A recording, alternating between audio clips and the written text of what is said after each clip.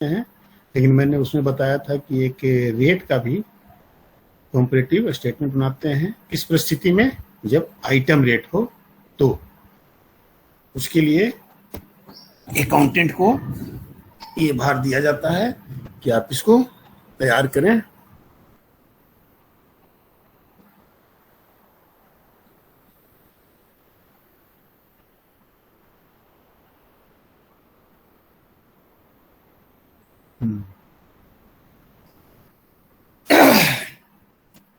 उस परिस्थिति में हम लोग क्या कैसे करते हैं, उसको जो स्टेटमेंट बनाते हैं कि जो पार्टिकुलर्स रहते हैं उसमें दिए हुए, मतलब कि नंबर्स ऑफ आइटम्स जो होते हैं कि अर्थ वर्क हो गया, ब्रिक वर्क हो गया, स्टील वर्क हो गया, आरसीसी, पीसीसी, चाहे जितने भी आइटम्स होते हैं उन लोगों की क्वांटिटी का कॉलम, उसके बाद उसका यूनिट क्या यूनिट में दिया हुआ है, और जितने कॉन्ट्रैक्टर होते हैं उन लोगों का नाम दिया रहता है। उसके बाद हम लोग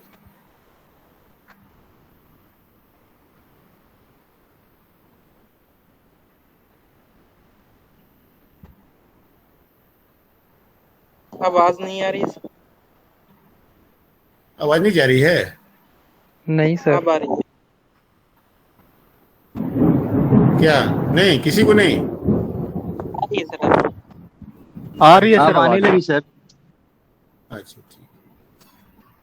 तो इस तरह से हम लोग जो है कि जैसे देखो कि सामने की अर्थ वर्क है 200 MQ, ब्रिक वर्क है 150 MQ, steel 2000 kg, RCC 70 MQ, RCC 1:1.5:3 110 MQ, would 0.15 MQ। ये हमारा जैसे कि इतना क्वांटिटी का ये यूनिट दिया हुआ है। तो अब कॉन्ट्रैक्टर क्या रेट डाल रहा है, इससे क्या पता चलता है कि कोई कॉन्ट्रैक्टर इसमें ऐसा तो नहीं है कि किसी का रेट वो बहुत हाई रख रहा है, किसी का रेट बहुत लो रख रहा है जिससे कि वो लाभ लेना चाह रहा हो। इस चीज को भी इसमें देखा जाता है कि जैसे अब देखो कि सब कुछ इसमें जो है कि दे रहा है कि नहीं है। कॉन्ट्रैक्टर ए दे रहा है 100 रुपीज पर MQ, बी 110 रुपीज पर MQ, सी 105। तो ये जो है कि इसमें तो एक दूसरे के करीब करीब है, तो इससे साफ जाहिर होता है कि ये टेंडर सही तरीके से डाला हुआ है, ये कुछ अनबैलेंस टेंडर नहीं है।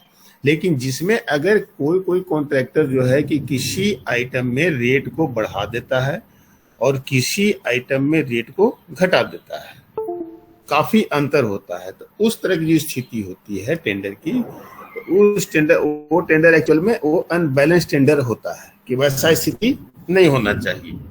उसमें दो तरह की चीजें होती है कि या तो कॉन्ट्रैक्टर को फायदा होगा या तो डिपार्टमेंट को फायदा होगा।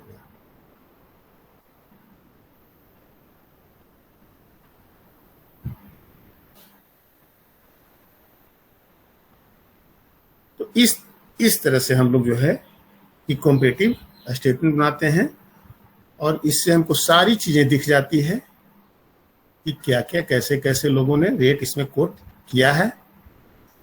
This comparative statement should be prepared after checking correctly of individual tender। हाँ, ये कब बनाते हैं कि सबसे पहले तो आपको जो भी टेंडर डाला है उसको पहले इंडिविजुअल चेक कर लेंगे कि उसका कैलकुलेशन वगैरह सही है कि नहीं है, क्योंकि ऐसा होता है कि कभी कभी वो किसी में रेट छोड़ देता है, तो किसी में जो है कि अगर मल्टीप्लाई गलत उसने कर करके और टोटल अमाउंट कुछ अलग लिख दिया है। हर इंडिविजुअल कॉन्ट्रैक्टर का वो हमें चेक तो करना ही पड़ेगा, वो चेक करने के बाद ही कभी भी कॉम्परेटिव स्टेटमेंट बनाते हैं। ये नहीं कि सभी का टेंडर आ गया है अब डायरेक्ट उसको हम लोग कॉम्परेटिव स्टेटमेंट बनाना शुरू करते हैं, वैसा नहीं करेंगे। इंडिविजुअल पहले चेक कर लेना होगा कि कॉन्ट्रैक्टर ने जो रेट कोट किया है चाहे मल्टीप्लाई किया है वो सही है कि नहीं, किसी चीज का आइटम का रेट तो नहीं छोड़ दिया है, किसी का ओवर राइटिंग तो नहीं है, किसी का वर्ड में लिखा है लेकिन डिजिट में नहीं लिखा है, ऐसा तो नहीं। वो सारे चीज हम लोग चेक करके तभी कॉम्परेटिव स्टेटमेंट बनाते हैं। और इसमें जो लोएस्ट होता है उसको हम लोग लोएस्ट टेंडर मानते हैं, ये टेंडर इसी को अवार्ड हो गया है ना। ये टेंडर इसी को अवार्ड हो गया, ये सबसे lowest.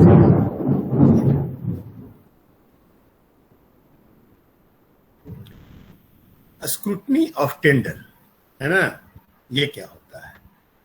After opening of tender, all tender papers of all contractors are checked so that there are no any mistake. जब टेंडर को हम लोग ओपन करते हैं तो सारे कॉन्ट्रैक्टर्स को टेंडर पेपर को हम लोग चेक करते हैं कि कोई उसमें गड़बड़ी तो नहीं है, कोई डुप्लीकेट पेपर तो नहीं डाला हुआ है, वो सारे हम लोग उसमें चेक करते हैं। After checking the papers of contractor step by step they are entered in comparative statement form. जो कॉम्परेटिव स्टेटमेंट फॉर्म होता है, जब उसका हर पेपर को हम लोग चेक कर लेते हैं तो एक एक को कर करके, जैसे पहला पेपर मान लो कि उसका मैंने देखा कि रजिस्ट्रेशन का पेपर उसका देख रहे हैं, तो जब हमने पाया कि नहीं ये उसका जो रजिस्ट्रेशन का पेपर है वो सही है, तो उसको देखने के बाद हम लोग उसमें टिक मार देते हैं या सबमिटेड कुछ लिख देते हैं, ऐसा करते हैं। फिर दूसरा पेपर देखते हैं कि उसका जो इनकम टैक्स रिटर्न का पेपर है वो सही है कि नहीं, उसको भी हम लोग देख करके और फिर उसको उसी तरह से टिक मारते हैं।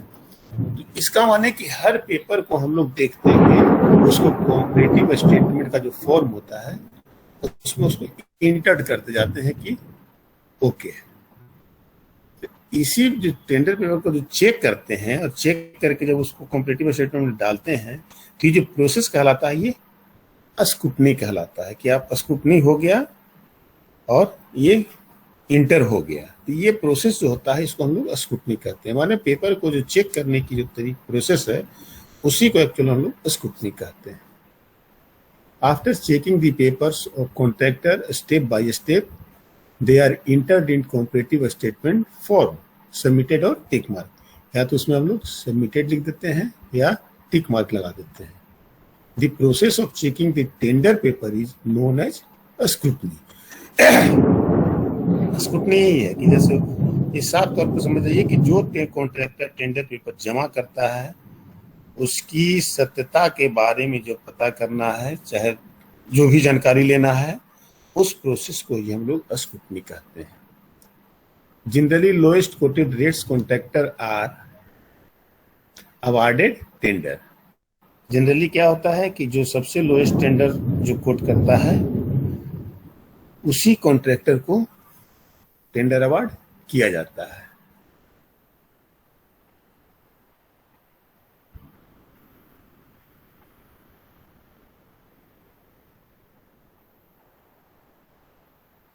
But the tender which are for below estimated cost of work should not be accepted।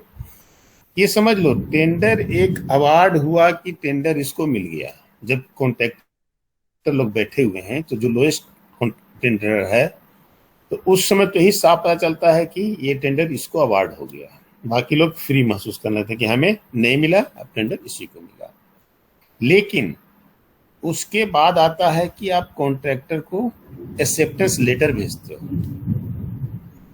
जिस दिन सबमिट हुआ टेंडर उसके बाद जो आपकी ऑफिशियल जो वर्क है उसको पूरा करने के बाद तब उसको आप एक्सेप्टेंस लेटर भेजते हो कि भाई आपको टेंडर जो है आपका टेंडर लोएस्ट था और वो अवार्ड हुआ है, आप इस काम को स्टार्ट कीजिए।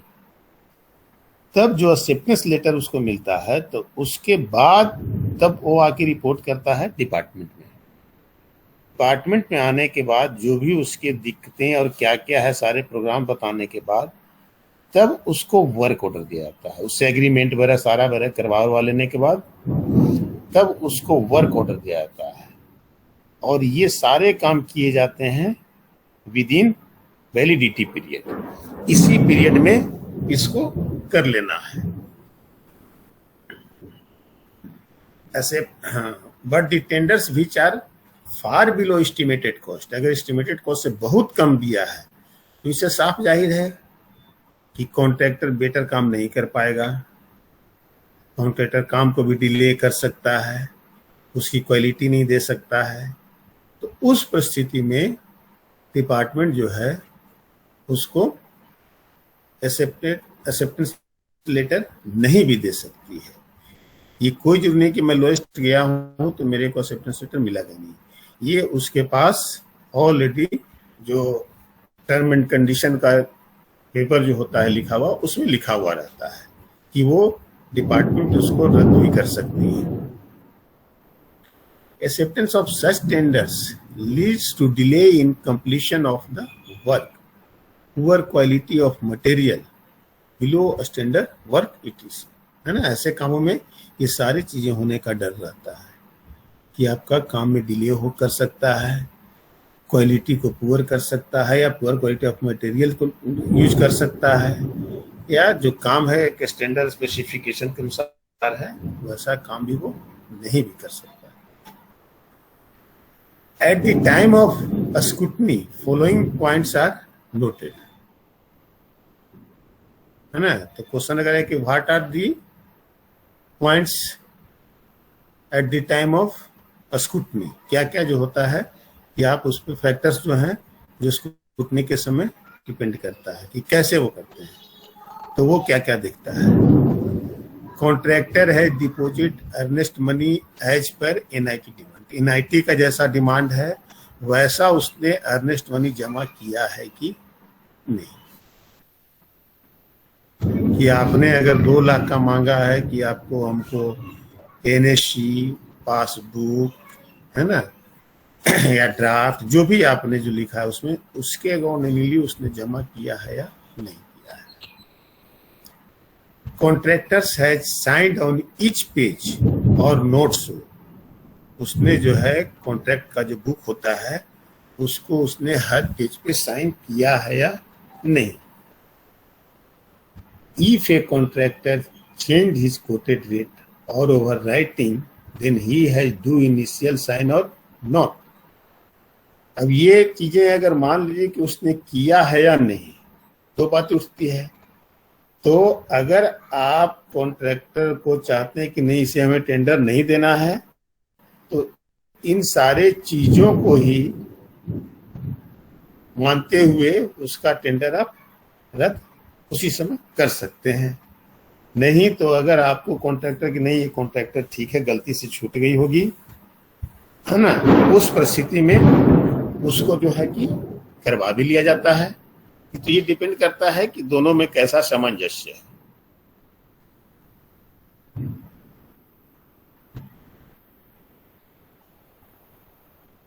If there is any omission in mentioning the rate, अगर उसने किसी तरह का ओमिशन किया है जो रेट मेंशन किया है उसमें, जैसे ब्लेड वगैरह से उसको ये कर दिया है, वो काट दिया, हटा दिया है, फिर दूसरा लिखा है, इन सारी चीजों को देखी जाती है। और वहां पे जो है कि डिपार्टमेंट के लोग उसको राउंड अप करके साइन कर देते हैं कि यहाँ पर कुछ न कुछ किया हुआ है। If any rate quoted by contractor is not clear or doubtful, ये भी देखा जाता है कि जो उसने रेट कोट किया है वो क्लियर है या नहीं। अगर वैसी स्थिति होती है तो उस कॉन्ट्रैक्टर से क्लियर करवाया जाता है कि आप इसमें रेट पुट कीजिए कि आपका रेट है वो पता नहीं चल पा रहा है, आप इसमें रेट डालिए। Contractor has put his rate in figure and word और नॉट डू सो, कॉन्ट्रैक्टर ने जो है कि उसका रेट फिगर और वर्ड दोनों में डाला है कि नहीं, ये भी देखना पड़ता है। ऐसा तो नहीं कि सिर्फ फिगर छोड़ के फिगर में डाल के छोड़ दिया है, वर्ड में उसने नहीं लिखा है।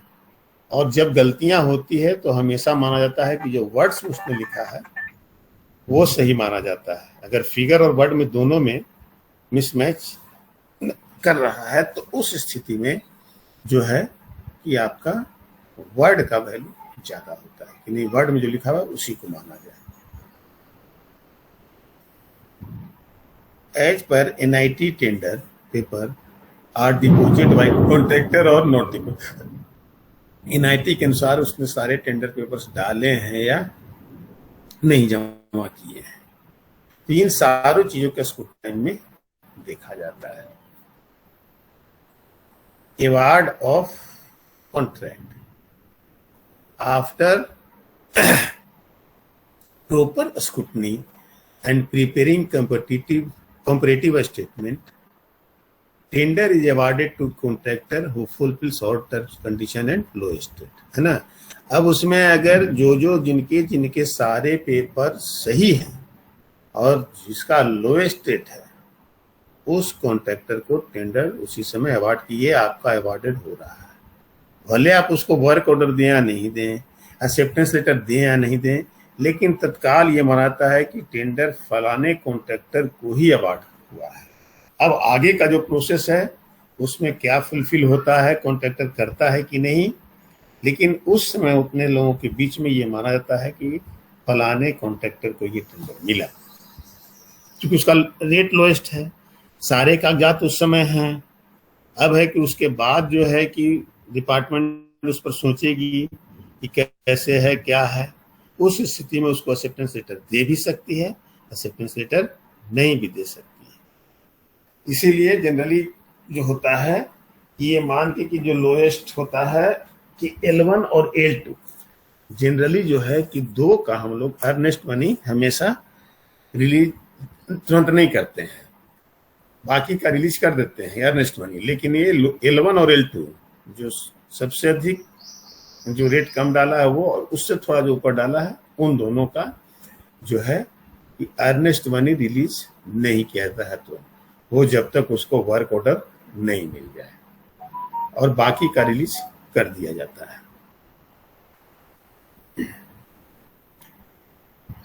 एक्सेप्टेंस ऑफ टेंडर,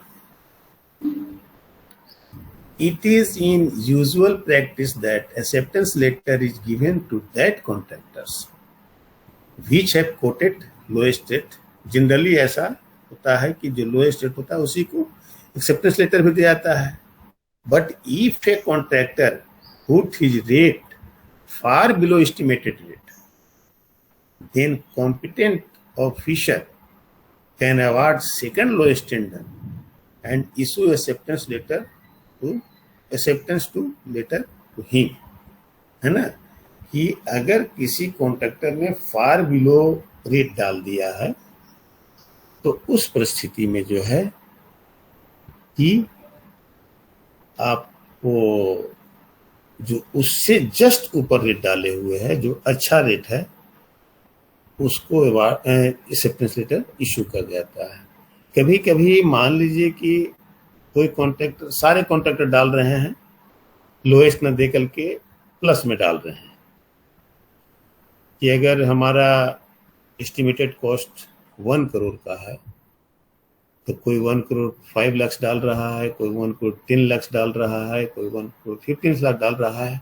तो उस परिस्थिति में भी देखी जाती है कि अगर किसी का रेट बहुत हाई है तो उसको बोला जाता है कि उससे जो नीचे का कॉन्ट्रैक्टर है कि नहीं आप रेट को यहाँ तक लाइए। उस परिस्थिति में भी तो ये होता है, फिर उसमें निगोशिएशन करवाया जाता है। ये जनरली रेलवे में और एयरपोर्ट्स में मोस्टली होता है कि फिर उसको निगोशिएशन करवा करके कि नहीं आपने रेट बहुत ज़्यादा कोट किया है, आप रेट को कम कीजिए, आप इतना रेट तक आइए। अगर आप इतना रेट तक नहीं आएंगे तो उसमें भी जो सेकंड हमारा है उसको मैं टेंडर दे दूँगा, उससे ही पूछा जाता है। और उसी समय वो निगोशिएशन करके अगर वहाँ तक आ जाता है तो ठीक है, और नहीं तो उससे उसको ये न करके जो है कि आपको उससे कम वाले को मतलब कि जैसे उसमें, लेकिन सिर्फ यही चीज का ध्यान दिया जाता है कि कॉन्ट्रैक्टर जो है कि अच्छा होना चाहिए, बेटर। ये सबके लिए पॉसिबल नहीं होता है, वो जो कॉन्ट्रैक्टर बेटर होता है उसी के लिए होता है कि उसने रेट थोड़ा ज्यादा डाल दिया है और उससे और कॉन्ट्रैक्टर कम रेट डाले हैं। तो कभी कभी ऐसा होता है कि अगर कॉन्ट्रैक्टर बेटर है और मेरे रेट के अनुसार वो कॉन्ट्रैक्टर सही है, ये जो रेट जिसने कम डाला है वो कॉन्ट्रैक्टर सही काम नहीं कर पाएगा, तो उसको नेगोशिएट करके सेकंड वाले कॉन्ट्रैक्टर तक उसको आने के लिए कहा जाता है कि नहीं आप इतना तक रेट कम डालिए। तब उसको फिर लोएस्ट वाले को न दे करके उससे ऊपर वाले को भी दिया जाता है ना। तो जिस तरह से नीचे वाले में भी था कि आपको सबसे कम वाला से न दे करके उससे थोड़ा सा ज्यादा वाले में दीजिए अगर लोअर थे, लेकिन ऊपर वाले में भी ऐसी स्थिति रहती है कि अगर उसने रेट ज्यादा डाला है और उसके ये में अगर कोई कॉन्ट्रैक्टर उससे लोअर है तो उसको भी निगोशिएट करा करके आप उस रेट पर अगर आ जाता है। तो ये सब जो है कि अधिकार जो है डिपार्टमेंट, हर डिपार्टमेंट नहीं, कोई डिपार्टमेंट अपने ऑलरेडी टेंडर डॉक्यूमेंट्स में ये सारी चीजें को लिख देता है कि वो ऐसा कर सकता है और वैसी स्थिति में वो काम लेता है। तो ये हमेशा ये चीज नहीं मान के चलना है कि हमारा लोएस्ट हो गया तो हम कहीं भी लोएस्ट हो गए तो अपना काम मेरे को काम मिल गया, ऐसा पॉसिबल नहीं होता है। ऐसा पॉसिबल हो जाता है हर कोई काम लेने के लिए लोएस्ट जा करके बहुत काम ले लेगा और जैसे जैसे काम करवा के चलाएगा तो क्वालिटी नहीं बन पाएगी। तो बहुत से फैक्टर्स हैं जो कि टेंडर को एक्सेप्ट करते समय ध्यान में रखा जाता है। Acceptance of tender must be done within the specified और रीजनेबल टाइम लिमिट, है ना। ये आपको स्पेसिफाइड और रीजनेबल टाइम लिमिट के अंदर आपको एक्सेप्टेंस लेटर उसको दे ही देना है। The contractor has a right to withdraw his offer or tender before it is accepted by forfeiting the earnest money deposited by him। हाँ, कभी कभी ऐसी स्थिति आती है कि जैसे उसने रेट कम डाला, लोएस्ट हो गया, लेकिन उसे महसूस हो रहा है कि नहीं, लग रहा है हम काम नहीं कर पाएंगे। उसने टेंडर डाल भी दिया, लोएस्ट भी हो गया, अभी एक्सेप्टेंस लेटर नहीं मिला है, उसे महसूस होने लगा कि नहीं, हम काम कर पाने में सक्षम नहीं हो पाएगा।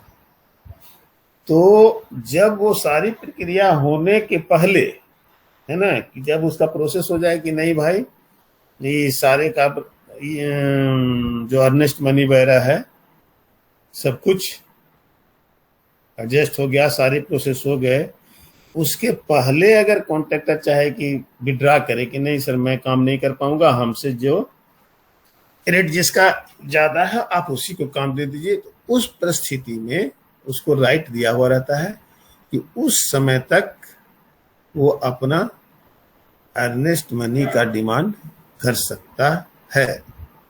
और जब उस प्रोसेस से गुजर जाएगा, जब फिर उस दिन माने आपका जिस दिन टेंडर ओपनिंग हुआ, सारे कॉम्पिटिटिव स्टेटमेंट वगैरह बन गए, उसके बाद सारे प्रोसेस खत्म हो गए कि अब उसको अवार्ड हो गया, उसको वर्क, उसके बाद एक्सेप्टेंस लेटर देना है, वर्क माने सारे प्रोसेस जारी हो गए। तो फिर अगर अब उस परिस्थिति में जो है कि अगर वो भागना चाहेगा तो उस समय उसकी अर्नेस्ट मनी फॉरफिटेड कर ली जाएगी। और अगर उस समय तक ही वो अपना अर्नेस्ट मनी का डिमांड करता है कि नहीं सर हम ऐसा है, हमसे नहीं हो पाएगा, आप दूसरे कॉन्ट्रैक्टर को दे दीजिए, हम नहीं कर पाएंगे, तो उस समय उसको अर्नेस्ट मनी मिल जाएगा जिस दिन ओपनिंग हो रहा है उस दिन। लेकिन उसके बाद जो है कि फिर वो फॉरफिट, उसके भागने पर फॉरफिटेड कर लिया जाएगा। तो वही चीज लिखा हुआ कि contractor has right to withdraw his offer or tender before it is accepted by forfeiting the earnest money deposited by him. माने एक्सेप्टेंस लेटर बनाने के पहले, एक्सेप्टेंस लेटर बनाने का जो प्रोसेस जारी हो जाएगा, इसका मतलब कि उस दिन जो ओपनिंग हो रहा है उसके बाद उसका अर्नेस्ट मनी मिलना मुश्किल है, वो फॉरफिट कर लिया जाएगा। उस दिन तक अगर वो चाहेगा तो वो ले सकता है कि I am not able to do work on this rate, you can give this tender to L2, दूसरा जो सेकंड लोएस्ट है उसको दिया जा सकता है। The tender of contractor becomes invalid if acceptance of tender is not done by him within a specified or reasonable time limit, है ना। अगर आप एक्सेप्टेंस जो है कि उसके द्वारा जो है कि जहां से जब एक्सेप्टेंस लेटर आप दिए और आपको बोला गया कि आप 15 दिनों के या 7 दिनों के अंदर जो भी है आकर के काम स्टार्ट करें, तो वो इसके लिए अगर वो नहीं आता है उस पीरियड में, क्योंकि आने के बाद उसे वर्क ऑर्डर मिलेगा, अगर उस पीरियड में वो नहीं आता है, वो निश्चिंत बैठा रहता है, तो उस पोजीशन में जो है कि आपका टेंडर जो है सो इनवैलिड भी हो सकता है। In this case is earnest money is forfeited and second lowest tender is invited. इस केस में उसका अर्नेस्ट मनी फॉरफिट कर लिया जाएगा और जो सेकंड लोएस्ट L2 जो होगा उसे टेंडर दिया जाएगा। Work order. Work order is issued after acceptance of tender, is completed by contractor. जब है कि आपने एक्सेप्टेंस लेटर या कर कंप्लीट कर करके कि नहीं हाँ मैं काम करने की इच्छा, वो हो गया, एक्सेप्ट कर लिया, उसके बाद आएगा और तब उसे वर्क ऑर्डर दिया जाता है। In work order time 7 days or 15 days are given to contractor to submit securities deposit, agreement, take over of land for construction and start to work।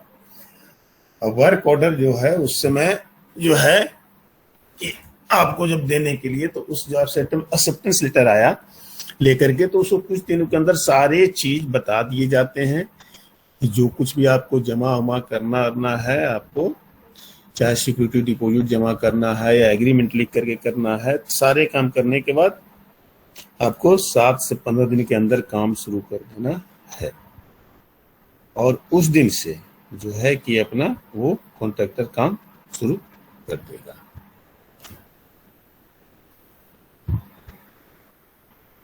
In case of no fulfill the requirement of work order, is earnest money is forfeited।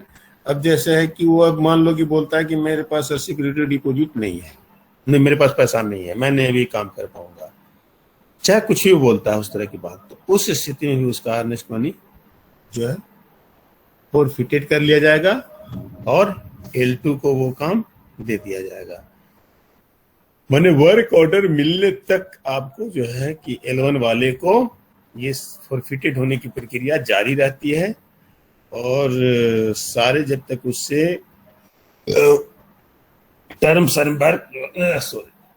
सारे contract terms and contract जो नहीं fulfil करता है, उस परिस्थिति में जो है कि उसका अर्नेस्ट मनी फॉरफिटेड किया जाता है। Unbalanced tender. In item rate tender, contractors quotes their rates for each and every individual items।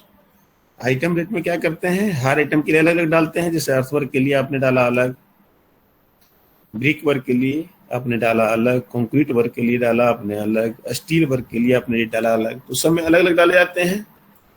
But on information of any source, contractor quote high rates for the items likely to be increased and quote low rates for the items likely to be decreased। लेकिन होता क्या है कि वही मैं पहले ही बताया था कि कॉन्ट्रैक्टर जो है डिपार्टमेंट से किसी तरह का सूचना ले लेता है, ओनली आइटम रेट में होता है, परसेंटेज रेट में नहीं होता है। तो क्या करता है वो कि देख लेता है कि जो काम ज्यादा होना है उसके रेट को वो ज्यादा बढ़ा देता है और जो कम होना है उस रेट को जो है क्या करता है, घटा देता है। जो काम कम होना, जान रहा है कि ये काम तो होगा ही नहीं, तो इसका रेट हम कुछ भी डालेंगे तो काम तो इस रेट पर हमको करना है नहीं, काम तो बहुत कम करना है, लेकिन जो काम ज्यादा करना है उसका रेट वो बढ़ा देता है कि उसको ज्यादा बेनिफिट हो जाता है।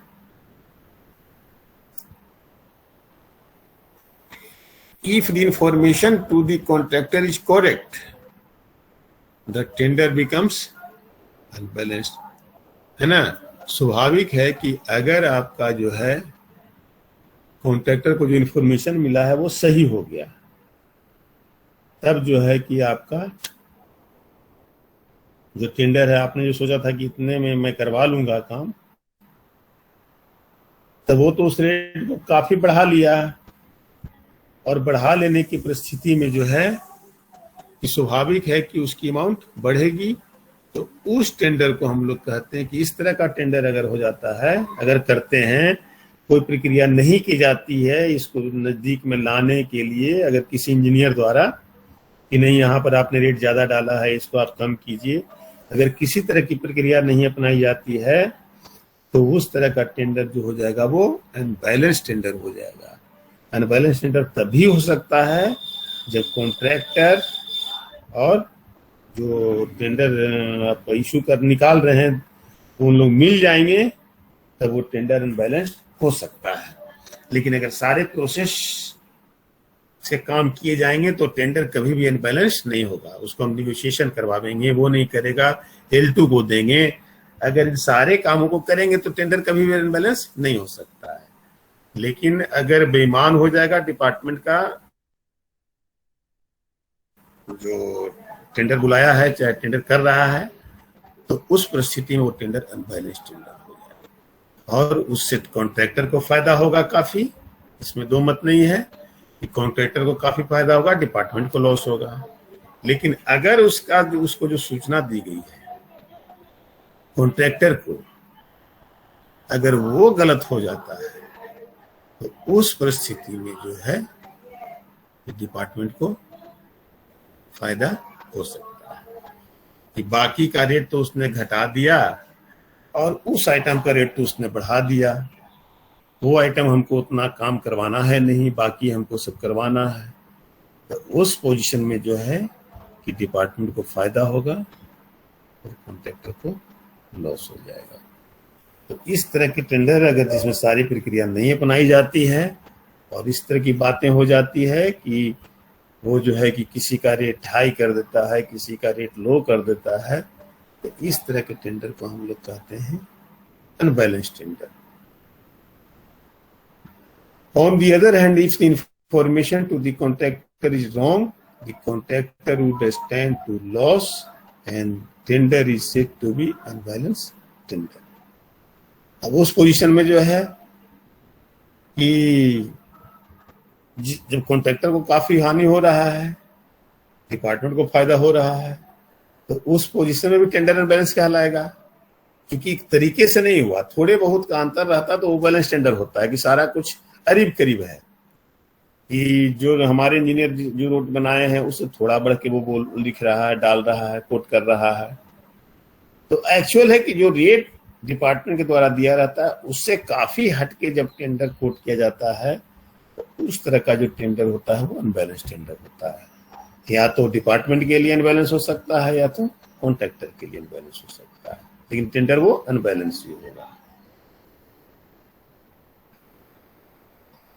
रिंग फॉर्मेशन है ना, रिंग फॉर्मेशन ये भी एक तरह का भ्रष्टाचार ही है। Ring formation is a process to award tender by department to contractor without competition of contractor. It is used when number of contractor is limited. इसमें क्या होता है कि जैसे आप 3 या 4 कॉन्ट्रैक्टर किसी डिपार्टमेंट में काम कर रहे हैं, अब छोटे मोटे काम हमेशा उस डिपार्टमेंट से निकल रहे हैं, तब क्या होता है कि डिपार्टमेंट के लोग कॉन्ट्रैक्टर को समझा करके एक रिंग बना देते हैं कि ये काम आपको, अगला काम उसको, उसके बाद उसको, माने ये मिली भगत हुई, भ्रष्टाचार हुआ। इसमें कोई कंपटीशन नहीं होता है, एक रिंग बन गया। चाहे कॉन्ट्रैक्टर भी अगर बना लिया, अगर मान लीजिए कि डिपार्टमेंट ने बना के कॉन्ट्रैक्टर लोग ही बना लिया, तो रिंग का एक फॉर्मेशन कर लिया कि चलो ये इस बार जो निकलेगा पहला तुम्हारा, उसके बाद मेरा, इसके बाद हमारा, हम लोग। अब उस परिस्थिति में क्या होगा, कॉन्ट्रैक्टर को हमेशा फायदा होगा क्योंकि कंपटीशन नहीं रही, रेट अपने अनुसार वो डालेगा, कभी भी वो लेस में तो डालेगा नहीं, हमेशा प्रॉफिट में ही डालेगा। तो इस तरह का जो फॉर्मेशन बनता है उसको रिंग फॉर्मेशन कहते हैं। It is used when number of contractors is limited. Works are awarded to different contractors by keeping in mind their expertization and their financial capability। अब उसमें क्या करता है, ये शो करता है, डिपार्टमेंट से जब पूछा जाता है कि भाई ऐसे कैसे हो रहा है, सब टेंडर आपका जो है मैनेज्ड टाइप से जा रहा है ना, तो वहां पर वो जो है कि जो डिपार्टमेंट जवाब देती है कि नहीं ये काम इसको इसलिए इसने ले लिया कि इसकी कैपेसिटी इसकी अच्छी थी, सब कुछ अच्छी थी, तो ये काम जो है इसीलिए इसको अवार्ड किया गया, ये इसमें स्पेशलाइज्ड है इसलिए ये काम इसको अवार्ड किया गया। लेकिन सच्चाई ये होती है कि वहां पर भ्रष्टाचार फुल्ली हो, वैसी कोई बात नहीं होती है। वो भले कल होके पूछा जाएगा हायर अथॉरिटी से कि आपके यहाँ सारे काम मैनेज कैसे हो रहे हैं, तो वो अपने तरफ से बहाना लगा सकती है कि या तो कॉन्ट्रैक्टर लोग उस तरह से मिल के कर रहे हैं, या तो अगर बहुत ये रहेगा ईमानदार रहेगा तो बोला कि नहीं मैं तो बहुत ईमानदार, क्या उसमें कहो उसमें ईमानदार कोई नहीं होता है। तो उस परिस्थिति में ये भले ही लोग बोल देता है कि सर इस चीज का स्पेशलिस्ट ये था तो इसको दे दिए। और कभी कभी ऐसा होता है रेयर केस में कि जहां डिफरेंट एक्सपर्ट टाइप के कॉन्ट्रैक्टर हैं, कि कोई रोड का कॉन्ट्रैक्टर है, कोई बिल्डिंग का कॉन्ट्रैक्टर है, कोई इलेक्ट्रिकल का बेटर कॉन्ट्रैक्टर है, तो वहां डिपार्टमेंट थोड़ी बहुत डिसीजन लेती है कि नहीं अगर ये चीज इलेक्ट्रिकल का काम है तो ये कॉन्ट्रैक्टर जो है सो दूसरे से सहारा लेगा, और ये कॉन्ट्रैक्टर खुद इसमें स्पेशलाइज्ड है तो ये बेटर काम करेगा। तो उस परिस्थिति में भी वो एक रिंग फॉर्मेशन कर सकता है। लेकिन ये हमेशा जो है ये रिंग फॉर्मेशन का जो होता है उस पर जो है आक्षेप लगता ही रहता है। ये जो है कि विदाउट कंपटीशन टेंडर है, इसमें जो लोग शामिल हैं कहीं न कहीं लाभान्वित हैं। अगर वो ईमानदारी से भी सोचेगा कि नहीं हम इसको ये काम दें, इसको ये काम दें, लेकिन उस पर ऑलरेडी आक्षेप लगेगा ही लगेगा कि नहीं इसने कहीं न कहीं कुछ न कुछ घोटाला किया है। This process is used to avoid collision and dispute among the contractors। अब ये चीज है कि अब इसके डिस्प्यूट नहीं हो, कोलिजन नहीं हो, ये तो डिपार्टमेंट का सोचना काम नहीं है। ये रिंग फॉर्मेशन कॉन्ट्रैक्टर लोग भले ही बना सकता है कि हम लोग में कोई डिस्प्यूट नहीं हो, कोई कोलिजन नहीं हो, चलो मैनेज कर लेते हैं, रिंग फॉर्मेशन बना लेते हैं, इस तरह से मिलते जाएगा। This type of process always result in economic harm to the department, है ना। ये तो तय बात है कि इस तरह का जो प्रोसेस होगा वो डिपार्टमेंट के लिए हमेशा इकोनॉमिक हार्म बनेगा, हमेशा डिपार्टमेंट को ही लॉस होगा। रिंग बनने का ही मतलब ही हो गया कि without competition. It can be performed by corrupt officials. In this type of arrangement contractor obtain contracts of at uncompetitive price, है ना। ये जो है सो इस तरह का परफॉर्मेंस जो है सो करप्ट ऑफिशियल पर्सन द्वारा किया जाता है। इसमें कॉन्ट्रैक्टर जो है बिना कंपटीशन के कॉन्ट्रैक्ट लेता है तो उसको फायदा होगा ही। Last topic, retention money. Retention money is described as the sum of money held by department as a safeguard for any defective or non conforming work by the contractor. ये जो है जैसे रिटेंशन मनी क्या हुआ कि जो आपका security deposit जो आप उसको रिटेन करके रखते हैं, है ना, that is also retention money. अगर आपने कोई उसको टेस्ट रिपोर्ट लाने को कहा है कि नहीं आप सारा चीज ये टेस्ट वगैरह करवा के लाइए, उसके चलते भी अगर आपने पैसा उसका रिटेन किया है, that is also retention money. मतलब आप उसके पैसे को जो रोक के रखते हैं कि किसी तरह का जो है डिफेक्टिबिलिटी पीरियड के अंदर तक हम उससे काम ले सकें, तो वो पैसा जो है रिटेंशन मनी कहलाता है। Retention money safeguards the department by defects which can occur during the defect liability period. If the contractor does not respond according to the contract term and condition, अगर किसी तरह का कोई डिफेक्ट आता है और उसकी पीरियड होती है डिफेक्ट लिबिलिटी पीरियड, जैसे 1 साल हो, 5 साल हो, 8 साल हो, है ना, कि अगर जहाँ सीपेज वगैरह की संभावना होती है वहाँ 5-5 साल भी लिया जाता है कि अब रूफ का सीपेज आप ठीक करने आ रहे हैं तो उसमें 5-5 साल 8-8 साल भी लिया जाता है। अब लेकिन जनरली 1 साल ही जो है कि किसी भी चीज का डिफेक्टिबिलिटी पीरियड 1 साल ही रखा जाता है। तो उस परिस्थिति में जो है यही रिटेंशन मनी जो है कि काम में आता है। तो अब जो है कि अब वो जो रिटेंशन मनी होता है कि कभी कभी कहीं कहीं किसी किसी डिपार्टमेंट में कि वो रिटेंशन मनी कहीं आधा दे भी दिया जाता है, आधा रोक के रखा जाता है, कहीं फुल्ली रोक के रखा जाता है। अब वो डिपेंड करता है कैसा वर्क है, क्या इसमें दिक्कत हो सकती है नहीं हो सकती है, उस पर डिपेंड करता है।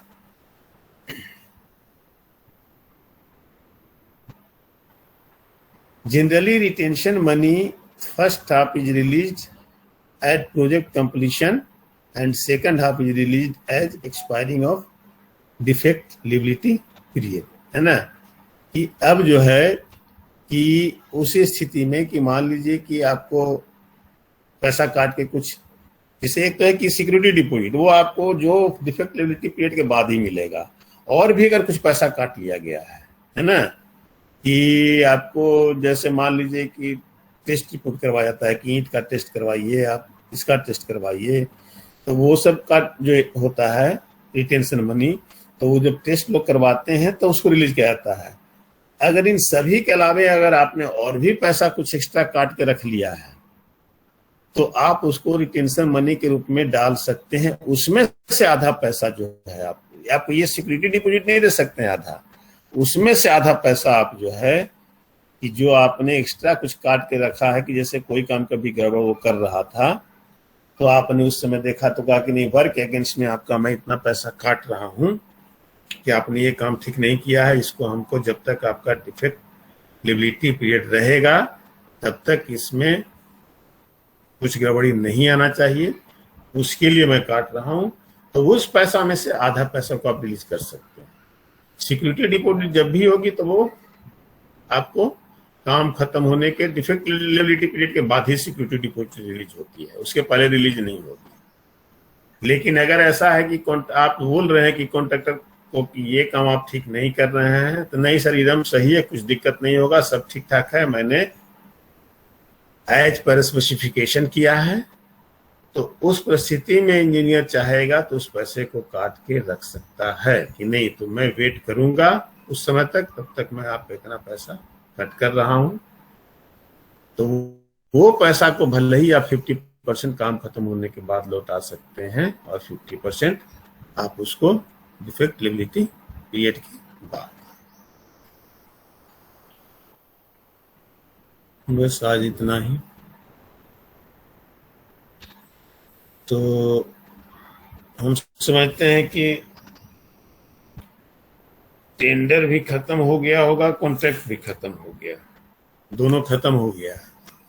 अब इसके बाद अकाउंट्स इन PWD चलेंगे, ये दोनों खत्म हो चुके हैं।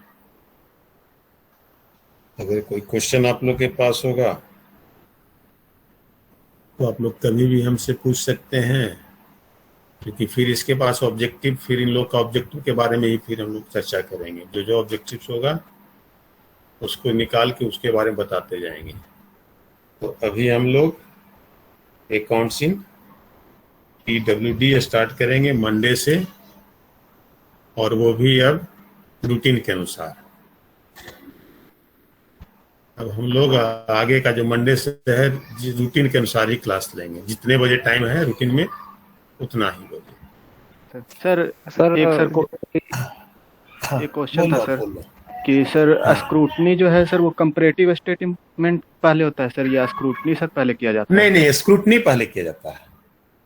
पहले उसके कागजात को आप देखेंगे, है ना, जो भी उसने टेंडर्स पेपर जमा किए हैं उसने, तो उस हर टेंडर्स पेपर्स को आप देखेंगे कि वो टेंडर्स पेपर जो है, जो चूंकि आपके पास फोटो कॉपी आता है, अब उस फोटो कॉपी को आप देखेंगे कि उसमें कुछ गड़बड़ी तो नहीं है, वो सही है या नहीं है।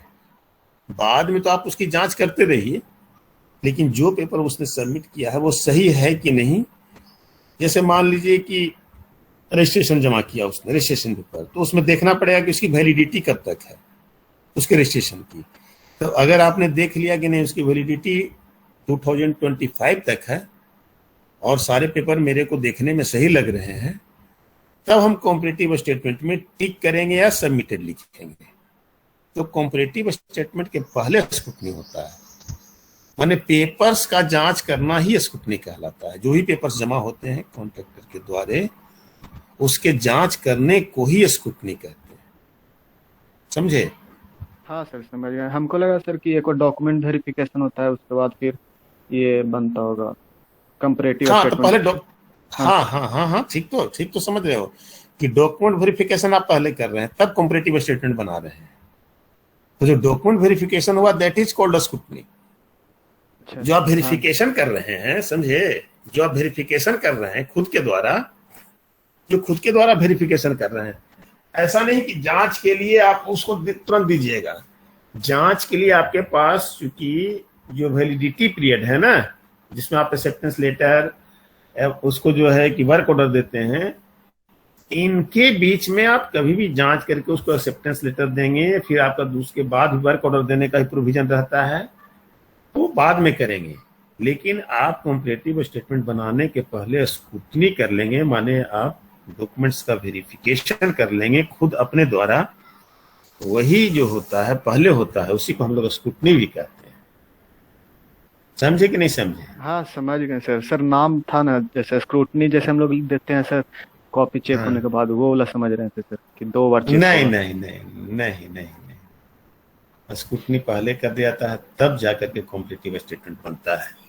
वैसा थोड़े होगा तो प्रोसेस काफी लंबा हो जाएगा ना, फिर आपको भेजना होगा।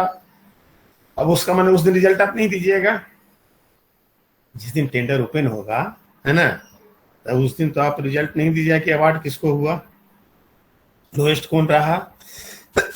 तो वो आपको एक प्राइमरी जो है ना, उसका जो है पेपर्स का वेरिफिकेशन कर लेना है, और प्राइमरी वेरिफिकेशन करके आपको उसको कॉम्परेटिव स्टेटमेंट के लिए डाल देना है।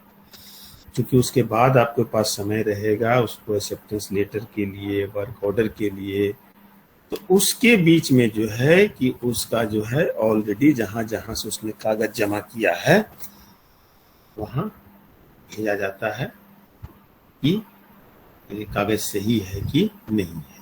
जैसे मान लो कहीं का वो दे दिया कि एक बिल्डिंग डिवीजन का कॉन्ट्रैक्टर है, अब उसने टेंडर बिल्डिंग डिवीजन में डाला और वो अपना एक्सपीरियंस सर्टिफिकेट बनाए हुए है, बिहार पुलिस निगम से बनाए हुए है, तो बिल्डिंग डिवीजन का तो कोई रिकॉर्ड उस कॉन्ट्रैक्टर का नहीं है, उसी का, चूंकि वो जो है कि पुलिस डिपार्टमेंट से बनवाए हुए है, माने पुलिस निर्माण विभाग से बनाए हुए है। तो उस परिस्थिति में जो एक्सपीरियंस सर्टिफिकेट वो जमा करता है उसको वहां क्लेरिफाई करने के लिए भेजा जा सकता है कि ये जो हमारा वर्क एक्सपीरियंस सर्टिफिकेट है आपके द्वारा इशू किया गया है कि नहीं। अगर वहां से लिख के देता है कि ये मेरे द्वारा ही इशू, मेरे डिपार्टमेंट के द्वारा ही इशू किया गया, तो वो क्या है। अगर वो नहीं देता है कि नहीं मेरे के यहाँ से इशू नहीं किया गया है, तो उस परिस्थिति में उसको एक्सेप्टेंस लेटर नहीं दिया जाएगा। तो ये चीजें होती है। स्क्रूटनी हम लोग को उसी समय कर लिया जाता है, और करके तब कॉम्परेटिव स्टेटमेंट बनाया जाता है। ठीक है, समझे? हाँ समझ गए सर, समझ गए सर। Hello sir, hello. हाँ बोलो सर। हाँ बोलो। रिंग फॉर्मेशन में हमेशा डिपार्टमेंट का ही लॉस होगा सर? हमेशा प्रॉफिट ऐसा नहीं हो कहीं भी सकता? स्थिति तुम बताओ जिससे नहीं, कैसे होगा प्रॉफिट बताओ। सर ऐसा हो सकता है ना सर, मान लीजिए डिपार्टमेंट कोई काम करवा रहा है और दूसरा काम आ गया उसके पास, तो बोले कॉन्ट्रैक्टर को देखिए हम यह काम आप ही को देंगे, कम पैसा में ले लीजिए, दूसरा कॉन्ट्रैक्टर को नहीं देंगे। इस कंडीशन में तो हो सकता है ना प्रॉफिट? नहीं, देखो कोई भी कॉन्ट्रैक्टर है ना को अगर मान लो कि ये बोलते हो, तो रिंग फॉर्मेशन का मतलब ही क्या हुआ कि एक रिंग बना दिया कि माने अगर ये काम इसको दे रहे हैं तो दूसरा काम फिर उसी को नहीं देंगे, रिंग फॉर्मेशन नहीं हुआ। रिंग फॉर्मेशन का मतलब ही हुआ कि घूम घूम के फिर आपके पास काम आएगा कि आपके पास दूसरा है, रास्ता वही है, वो रिंग है कि आपके पास सेकंड है, सेकंड के बाद थर्ड है, थर्ड का फोर्थ है, फोर्थ का फिफ्थ है, फिफ्थ का फिर आप हैं। तो रिंग तो वैसा ही हुआ ना, उसमें रास्ता तो अलग कहीं जाता नहीं है। रिंग फॉर्मेशन माने कि फिर घूम के काम आपके पास आएगा, माने आपके पास आने के बाद काम आपके बाद दूसरे के पास जाएगा, तीसरे के पास जाएगा, चौथे के पास जाएगा, पांचवा के पास जाएगा, उसके बाद आपके पास आएगा, उसको रिंग फॉर्मेशन कहते हैं। तो ये आप कोई भी मिनी कॉन्ट्रैक्टर को जो है ऑफिशियल आदमी कहेगा कि ये काम आप कम रेट में कर दिए, फिर दूसरा काम भी हम आप ही को देंगे, ये पॉसिबल ही नहीं है। समझ पाए? Yes sir. मतलब साइकिल जैसा इसमें बनता है, साइकिल हाँ, साइकिल बनता है कि रिंग है ना, तो ये तो एक दूसरे पर जाएगा ही, रिंग होकर फिर वहीं पहुंचना है। तो इसमें मतलब है कि अगर मिलेगा ही काम ना, मतलब फिक्स है कि मतलब हर कॉन्ट्रैक्टर को एक बार काम मिलेगा। हाँ, रिंग फॉर्मेशन में वही होता है कि एक के बाद एक को देना है ना। रिंग फॉर्मेशन के मतलब है कि एक काम इस कॉन्ट्रैक्टर को दिए, ये काम उसको दिए, ये काम उसको दिए, इस तरह से रिंग बना दिया जाता है कि हर कॉन्ट्रैक्टर को काम मिलेगा। अब है कि आपका नंबर आएगा कि जैसे मान लीजिए कि ये आपको इलेक्ट्रिकल का काम है, चलो इसको मिल गया, सिविल का आएगा तो उसको मिला, मैकेनिकल का काम, इस तरह को भी बनाया जा सकता है। अब वो रिंग कैसे बनाए हुए हैं उस पर डिपेंड करेगा। और उस तरह और अगर जनरलाइजेशन है वर्क का कि कोई भी कॉन्ट्रैक्टर कोई काम कर सकता है, तो उस परिस्थिति में हर कॉन्ट्रैक्टर को पूरा करने के बाद तब पहला कॉन्ट्रैक्टर के पास आएगा। और sir retention money security money में से रखते हैं ना। देखो रिटेंशन मनी बताया ना कि रिटेंशन सिक्योरिटी मनी भी एक रिटेंशन मनी ही है ना। इसमें दो मत नहीं है कि सिक्योरिटी मनी भी एक रिटेंशन मनी ही है। ये भी आपका अगर काम किसी तरह गड़बड़ कॉन्ट्रैक्टर करता है तो डिफेक्ट लेबिलिटी पीरियड तक उसको उसमें से करवा, अगर कॉन्ट्रैक्टर भागता है तो हम करवा सकते हैं। अगर कोई काम ऐसा होता है कि अगर इंजीनियर को लग रहा है कि इन्होंने अच्छे ढंग से नहीं किया है, तो उस परिस्थिति में वहां पर जो है उसका रेट को कट कर लिया जाता है। जैसे मान लो कि उसका रेट है 100 रुपीज पर एमक्यू, तो वहां पर वो क्या करता है कि वहां पर 50 रुपीज पर एमक्यू करके उसको पे कर दिया जाता है। और जो पैसा कट है ना कि 50 रुपये भी उसको नहीं दिया गया है, तो वो जो पैसा कट रहता है कि नहीं ये आपका हम वर्क डिफेक्ट लेबिलिटी पीरियड तक देखेंगे, अगर इसमें इसका साइन आ गया गड़बड़ी का तब तो आपको हम इससे इसी पैसे से दुरुस्त करवाएंगे, अगर नहीं आता है तो फिर हम रिलीज कर देंगे। तो रिटेंशन मनी सिक्योरिटी मनी तो है ही रिटेंशन मनी, इसके अलावा भी हम पैसा काट सकते हैं जो रिटेंशन मनी के रूप में हो सकता है, और उस पैसा को ही हम 50% जो है काम खत्म होने के बाद रिलीज करेंगे और 50% डिफेक्ट लेबिलिटी पीरियड के बाद।